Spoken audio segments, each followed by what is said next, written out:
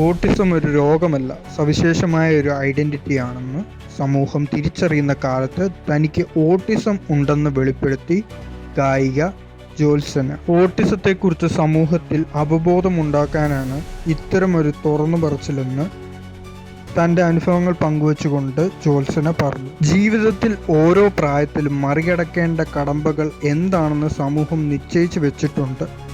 ഇതിലേക്ക് വൈകിയെത്തുന്നവർ മാറ്റി നിർത്തപ്പെടും. ഇവർക്കെതിരെ ചോദ്യങ്ങൾ ഉയരുകയും ചെയ്യും.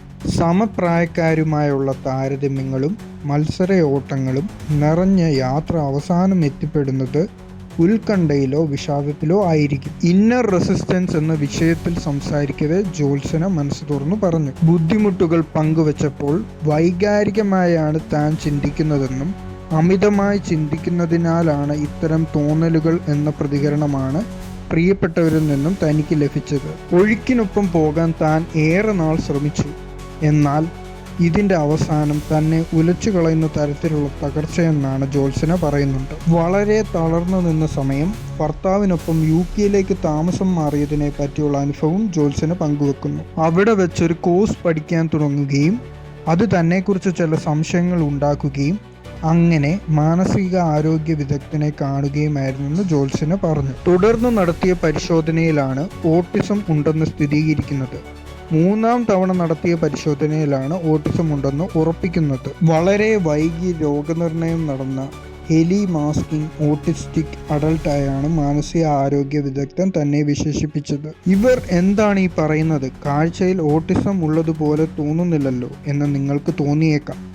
എല്ലാവരും ഒരു രീതിയിൽ അല്ലെങ്കിലും മറ്റൊരു രീതിയിൽ ഓട്ടിസ്റ്റിക് ആണെന്ന് പറയുന്നവരുമുണ്ട്. ഓട്ടിസം അല്ലെങ്കിൽ ബുദ്ധിവികാസവുമായി ബന്ധപ്പെട്ട മാനസിക വ്യതിയാനങ്ങൾ എന്ന് പറയുന്നത് വ്യത്യസ്തമായ രീതിയിലാണ് ലോകത്തെ കാണുകയും മനസ്സിലാക്കുകയും ചെയ്യുക എന്നതാണ് അവർ പറഞ്ഞു. ഓട്ടിസം കണ്ടുപിടിച്ചപ്പോഴാണ് ജീവിതത്തിൽ ഇതുവരെ ഉണ്ടായ പല ചോദ്യങ്ങൾക്കും ഉത്തരം ലഭിക്കുന്നത്.